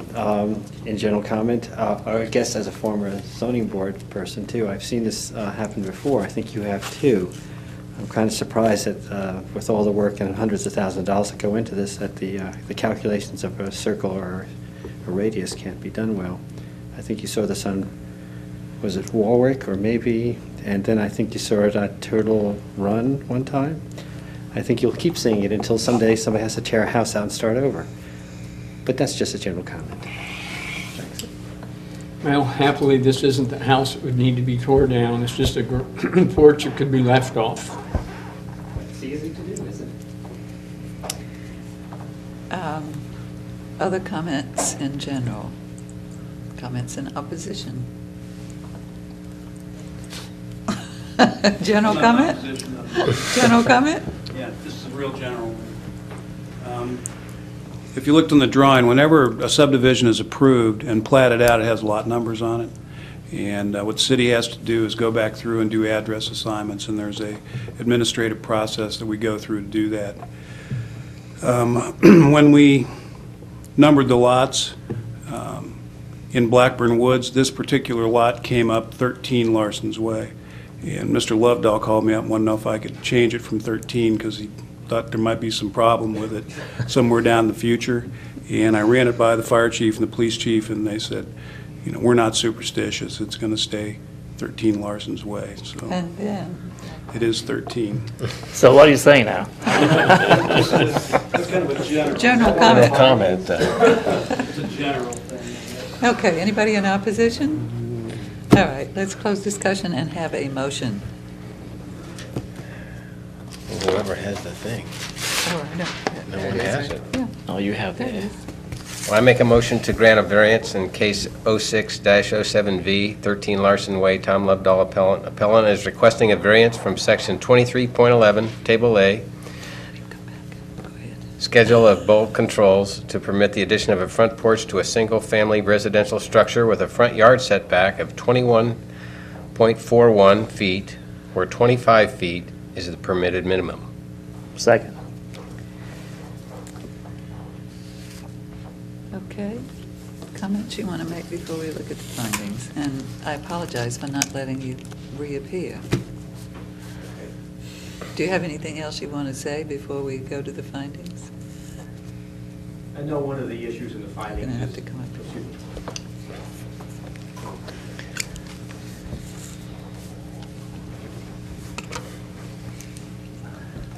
I know one of the key issues you talk about in the findings is the hardship component of it. And it's hard to say, you know, what the hardship is here. We obviously have hundreds of thousands of dollars at stake, and we obviously would like to have an attractive subdivision and kick this thing off on a very positive note. We don't know, you know, if the house is more or less saleable with or without the porch. We think it's definitely less saleable without the porch, just from an aesthetic standpoint. You know, we have a very plain-looking facade in what we hope to be an attractive subdivision. Thank you. my apologies. Okay, let's get back into our right order here and look at the findings. Okay, is there practical difficulty and undue hardship? Because of exceptional or extraordinary circumstances or conditions, the literal enforcement of the regulations would result in practical difficulty or undue hardship that is unnecessary to the achievement of public purposes. You know, go ahead. Well, you know, it's a tough one. You could say no due to Well, part of the calculation error. Part of the consideration, I think, is making certain that the homes are lined up, that we don't have one that's sticking Right, out. there is no hardship because you don't have to have a porch. I mean, Well, I'm not sure Is that it- I'm going to say there's desperate hardship, but I'm not going to say in this case that I would agree that lopping off the porch may be the answer. Okay, all right, so I'm not sure. What else did you want to say? It is a Okay. financial hardship, otherwise, you know, there is no hardship for them. Okay. Anybody else? Okay. I guess I would say here that I think there is some hardship if you have, in fact, assumed and tried to comply and put your house in the right place, and then through whatever the circumstances were, to discover that inadvertently it's not in the right place. Okay, exceptional circumstances. There are exceptional or extraordinary circumstances or conditions applying to the property in question or to the intended use of the property that do not apply generally to other properties or classes in the same zone. Does the calculation error count? Well, It's not really and special. you could say, I mean, at the moment, this is the only house in the zone, so, And circles are always troublesome, because when you put a straight line related to a circle, your corners are way back, and your center is disproportionately close, so. well, so you might say that the exceptional circumstance here is that, one, there are not any other houses there at the moment, and they're not going to be in a straight line, so working on a circle presents a different set of circumstances. Preservation of equal property rights. Literal interpretation would deprive the appellant of rights commonly enjoyed by others in the same zone and the same vicinity, while granting of the requested variance will not confer on the applicant any special privilege that is denied to other properties in the same zone. unless the other people come for a variance for their purchase, this will have the, has some privileges that other Well, I think will you not must be. consider that Mr. Lovedoll owns all of the property there, and he intends to build all of the houses. And surely, if he came back for a variance having made the same mistake, he would not be granted it. Then, yeah, but hopefully this will prevent the future ones to happen. So this house will have additional privileges or granted. Well, we're to talking it. about 2.5, 3 feet of privilege that will Yeah. hardly be noticeable on a circle. I'm just answering the question. I think coming back to the board will be enough disincentive to check this map. Tony Ferry hasn't been back. Well, We're also talking about a professional builder, who, this is the first of them probably maybe to come in. Well, I remember one of the very first cases that I heard on the zoning board years ago was a house that had been completed, and then they discovered that one of the corners was in the setback. And I did think from the discussion that they were going to make the guy tear off the end of his house. I was rather appalled. Okay, minimum variance. There was also, I don't want to interrupt the thing, but there was also a steep in the back. The lot is very steep in the back. So was that a problem that you couldn't go further, or didn't This one want? is quite steep in the back and has required fill. So you could have gone a couple feet further back? If we had picked up the mistake early on, we could have gone a couple feet back, yes. But there is some configuration of the lot that you could say creates some hardship, but that's not the real mistake, is it?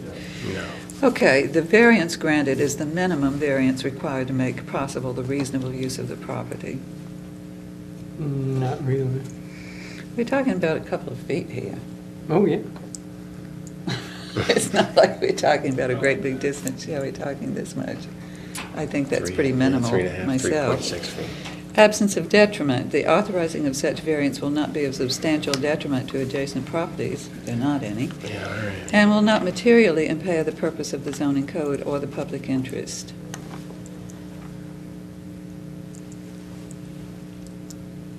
My own opinion would be, in this case, particularly since the houses are not going to be lined up, that there's not going to be any noticeable detriment. Not of a general nature, the condition or situation of a specific piece of property or its intended use is not of so general or recurrent a nature as to make reasonably practicable the formulation of a general regulation. Certainly that doesn't apply here. Other comments, things you want to say? In that case, let us vote, and we'll start with Mr. Gulsey. No, I want to be there. I want to wait for a little bit. Okay, so then you we'll guys start yeah. with Mr. Shippey. I vote yes. Okay. Roger? Yes. Yes. Since we have the yes, I would say no then. Okay, and I'm going to vote yes as well, so you will have your variance, and I think you know how to proceed from there. Okay. Just Okay. don't let it happen again. Sure he hopes not. Let's see about the minutes from the last meeting. Have you read them? Do you know what they say? Do you have comments about them? I read it was okay to me. They're good as they stand. I just had a couple of things here. Let's see.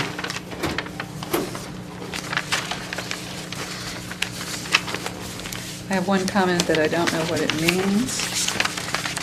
On page 2, in the third paragraph, it says the board considered which possible appellant to hear first and decided to hear Mr. Doherty first. I think actually what we decided was that it wasn't a matter of first, but that we could only hear one case in this situation, and we did decide that it was Mr. Doherty, but not that we were going to either weigh them against each other or hear one and then the other. What I meant by that was if the case was going to be heard twice. Okay. Okay, but I guess, okay, I was just trying to make the point that night that we weren't going to hear one after the other. Okay. And then on page 3, sort of in the last quarter of the page, in the paragraph that starts, the zoning administrator asked to speak again. At the end of that paragraph, it says the zoning administrator noted that the 800 square foot footprint, okay, My question is, later on, when we get to the motion, at the end of the findings, it said that Mr. Gruser suggested that he come, Mrs. Hollow suggested the plan have a larger rear setback and come closer to the 600 square foot print. So if that's what I said, that's fine, but it's confusing because one time we say it's 800 and the next time we say it's 600. We can just check the tape. Okay, and maybe I did say that, but I think it's confusing in the minutes because it's not clear how big the thing was actually going to be. Okay, those are my comments. Well spot. So have we got a motion to approve with those? I move to accept the minutes with the clarification on as Betty mentioned. Thank you. And our other business tonight is that we are supposed to have Procedures. a procedures meeting to establish what to do next, and I think we have the rules of procedure, and I think we need to determine who's the chair, and maybe Mr. Pearson wants to direct us a bit on that. I had, several years ago, as a matter of fact, when Mr. Weil was chair of the Board of Zoning Appeals, there were revisions to the previously existing policies and procedures. I think they functioned well. You've had a chance to look at them, hopefully. I don't really think there's anything in there we need to change unless you see something. This is the opportunity to do it. I got a question on the page, there's no page number, but Article 4, number 2 is about the special meetings. If the chair calls for a special meeting within 48 hours, that can be for hearing a case, right? We cannot have a special meeting to hear a case within 48. No. Okay. And I'm not sure what that's in reference to be honest with you. But no, you can't hear a case without notification of adjoining property owners. So what is a special meetings may be called by the chair or at the request of 2 members, provided notice of same shall be given to each member at least 24 hours before the time set. I think that's if we want to get together and discuss something. Some that might be issues, some coming up. specific issues. But that has to be perhaps. public, right? Right. It has to be an open meeting. You can't have in other words, it has to be announced at least that far in advance. You couldn't consider a case. Let me give you an example of when that might happen. Early on in the zoning code, it talks about the Board of Zoning, in your section, the Board of Zoning Appeals can call upon any city department, function, person, whatever, to give testimony. Say, for example, you need some information from the sewer department, and they can't come tonight. You could call a special meeting to take their testimony. Okay. I think that would be an example of that. You couldn't make the decision right then, but that would be the opportunity to get that information at a more convenient time, Okay. that would be outside of that. I can see special meetings probably only taking place after you've started hearing a case. You do have the ability to take, I believe it's up to 60 days to make a decision. I can't remember the exact number, but even though the board makes decisions normally the same night the cases are heard, you do have the opportunity to extend that time if you do have some additional questions, other information you need, or you need to call upon some other city department or administrative member. And one more item, you have references to these section numbers. Are they up to date with the new, like 23.95? There was one that didn't match the one that I was looking at. I'll check all of those to make sure. City Council pretty routinely modifies and revises development ordinances in the city. And when you have things stated, that's, to be real honest with you, it's a lot of time, the clerk of council and I are talking back and forth because you change one section of one code way over here, and if you've got other things that reference it, all of a sudden all your reference numbers are bad. Yeah. So I'll check those too. And then you are also called zoning inspector throughout the whole thing. Is that title changed now? So maybe that can be changed also. All right. I can do that It's your modification. What happened was in the revision of the zoning code in 2003, zoning inspector has the idea attached to it that I'm going out and, in work clothes and blue jeans every day, looking at things where I wish I had more opportunity to do that, and I look forward to doing that when the city planner finally arrives and can take over some of these. Don't hold your breath. Some of these other things that I've just been delegated in the course of my employment with the city. My background is in inspection and construction, not in administration. Okay. I knew we changed your. I'll change it to administrator, because that actually is what the code says now. That 2003 change it from zoning inspector to zoning administrator, because my duties now are a lot more administrative than inspectorly. I don't feel like Inspector Gadget or anything like And that. then Betty talks somewhere about the time limits, that who gets how much. You talk like 5 minutes for Steve and 15 minutes for. Do we want to stick with that or change Is that? it in or- here? Yeah. Yeah, we said it because. It's just We a said- guide, is all. Yeah. Yeah. The slate will live. Yeah. I think it's, We brought yeah. that up. Well, yeah, I So mean, we're not going to keep the I time. think that's good. Okay, code inspector, just code so it's director, there, 5 in case minutes, we cut appellants, somebody off. 15 minutes, okay. That seems good. From filibustering, I think it's called. Yeah, right. That seems like good information. Slightly. Anything else? No, that's all for me. Yeah, we can make those minor changes, and then I'll get new copies to you. The only other thing you need to do tonight is appoint a chair, and really that's kind of a legalistic, procedural kinds of thing, because I send notices out, and they have to be under someone's signature. We select Muriel. I suppose she can't be here to refuse the nomination. That's what happens when you don't go to the meetings. Well, she's proved herself to be a good chair, and so we want to keep her on. I know Mr. Sligo is very concerned that the board he didn't think it appropriate, you had like a rotating chair. And in a way, I kind of agree, because Well, they're... we don't really. We But you have know, Ms. I mean, what Frederick. I'm saying is somebody's name has to be Right. attached to We it. have Mrs. Frederick, and then when she's not here, we And the just more have a often you rotating. chair, the more comfortable you get with that. Right, and I think it is a good opportunity for everybody to have an opportunity to do it. It's a little different perspective when you're in charge of the meeting. I think as Mr. Lavelle pointed out, when somebody does, get a little windy, it is the chair's position to, have to say, well, we have this 5-minute limit, and it's a little different perspective, I think, when you're in charge of running the meeting. It's a good opportunity, I think, for everyone to take a chance, but I just need somebody's name. And so I don't have to change my forms. If you So have a you name and got the nomination name? that's unanimously approved, I'll continue to have Unanimous? You Muriel vote for Frederick Muriel? as the Yeah. signature Yeah, line. yeah. Unanimous. I sign everything anyway, so I initial her name. And was her term was expired. renewed again, or is she renewed? I believe so. Okay. Ms. Hollow's term, Ms. Frederick's term both expired. I did just receive a document where you signed to continue to be a member and were endorsed by council. I talked to the mayor, and I'm not sure why I don't have that same document for Ms. Frederick, but probably because she's not back in the country yet. So as far as I know, council has confirmed the mayor's nomination, and we're just awaiting her return for her signature on that document. So maybe that's all we need to do. I think that's it. I think that's it. I think we're adjourned. Thank you very much.